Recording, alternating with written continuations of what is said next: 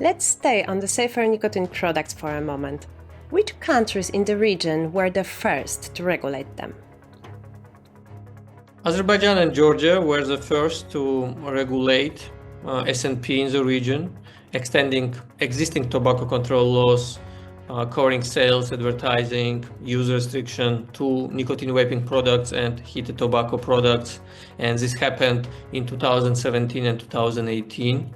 Belarus and Moldova followed suit in 2019, with Armenia and Kazakhstan enacting similar laws in 2020.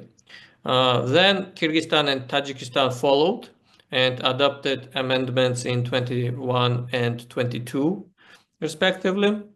And Ukraine was one of the latest countries who started regulating e-cigarettes and HTP when they introduced provisions in their tobacco control law in July 2023. They also, in that year, banned flavored electronic cigarettes.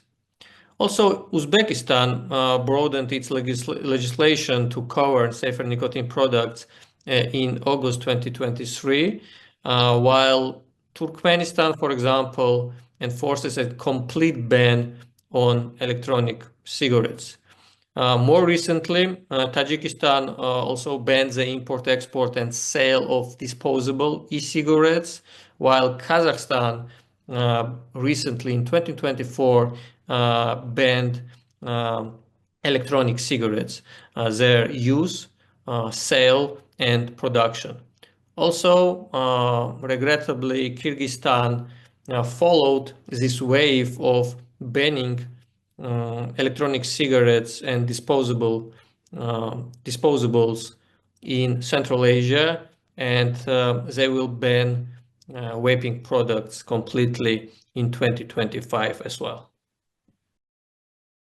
So, based on what you just said, which country in the region has the highest vaping prevalence, and in which countries are vaping rates insignificant? Within the region, Eastern Europe and Central Asia, which we cover in our report, Belarus shows the highest vaping prevalence at around 6%. In Georgia and Ukraine, vaping hovers around 2-3% current prevalence rate. Elsewhere in the region, rates are insignificant or near zero, particularly in Uzbekistan, Turkmenistan, and Tajikistan, where cultural norms, lower disposable income, and regulatory bans have limited the spread of vaping. The vaping is non-existent and nearly zero levels. Also, I should emphasize that the statistics, which I told you right now, it's outdated. It's from some countries, it's from 2021 or 2022, but we are already in 2025 due to, unfortunately, limited data and not regular updates on smoking and vaping prevalence. I can tell you the most recent statistics, but probably the current rate prevalence in the western part of the region, as mentioned by me, for example, in Belarus, Georgia, and Ukraine, are now much higher than it was 3 or 4 years ago. Right. In addition to vaping products, we also see snus and nicotine pouches in the region. Can you tell us what approaches countries have adopted to regulate these products? Sure. Eastern Europe and Central Asian countries take quite diverse approaches to regulating smokeless tobacco, traditional smokeless tobacco products, and oral safer nicotine products. Several nations like Moldova and Belarus, for example, have banned or restricted certain forms of these products. For example, snus is banned in these countries, while accepting tobacco-free products such as nicotine pouches from the ban. In Central Asia, Turkmenistan, Kazakhstan, Kyrgyzstan, Tajikistan, and Uzbekistan, so all 5 Central Asian countries have enacted comprehensive ban on all types of traditional smokeless or safer oral tobacco products, except Naswai, which is excluded from the bans. And by contrast, for example, in Azerbaijan and Georgia, these products are regulated. They are legally available, and these countries allow production, import, sale, and use of all of these products with quite a few restrictions. And regardless of these policies, all Eastern Europe and Central Asian countries require health warnings on these products and prohibit their advertising as well.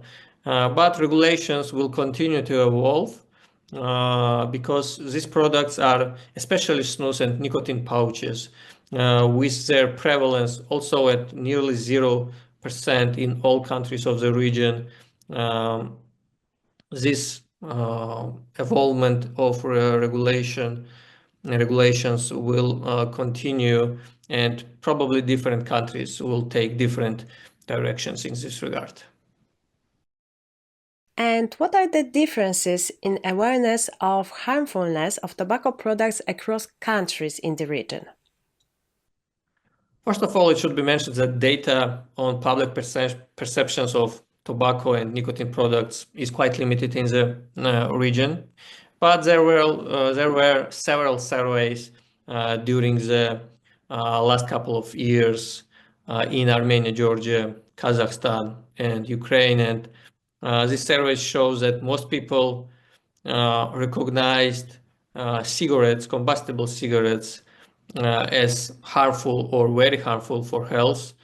Also, newer products like e-cigarettes, heated tobacco, and snus, they cause among population widespread uncertainty and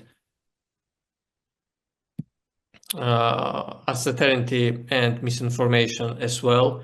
Around 20 or 40% of population are insured about their relative risks compared to combustible tobacco products.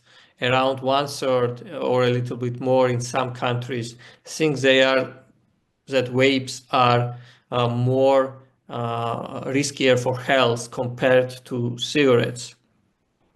In Georgia, for example, over half of respondents don't know whether vaping is more or less harmful than smoking. In Kazakhstan, about 90% of adults they know and acknowledge that smoking is risky, but only around 20% believe e-cigarettes or heated tobacco are less harmful than smoking. In Ukraine, about 50% of heated tobacco users choose to believe that it's less harmful, and also some countries show that the consumers who use the product, is it vapes or is it heated tobacco, they use it because one of the reasons is they believe that this is less harmful for health than other combustible tobacco products. So this finding suggests that there is a significant knowledge gap around the relative risk of different products, and which in the region, which highlights the need of targeted education and targeted public health messages to guide both consumers and policymakers.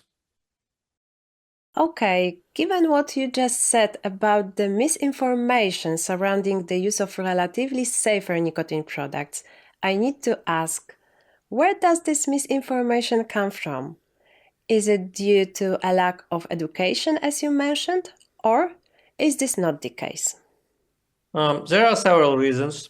First is that the region is under strong influence of WHO and traditional tobacco control groups. This misinformation often comes from public health authorities, Ministry of Economy or local NCDCs, which have published on their web pages or in the social media statements that, for example, and its citation that electronic cigarettes are not safer for health compared to combustible cigarettes, that electronic cigarettes do not help smokers to quit smoking, and electronic cigarettes increase smoking initiation. So these are the main messages sent from the public health authorities, which are quite similar with WHO views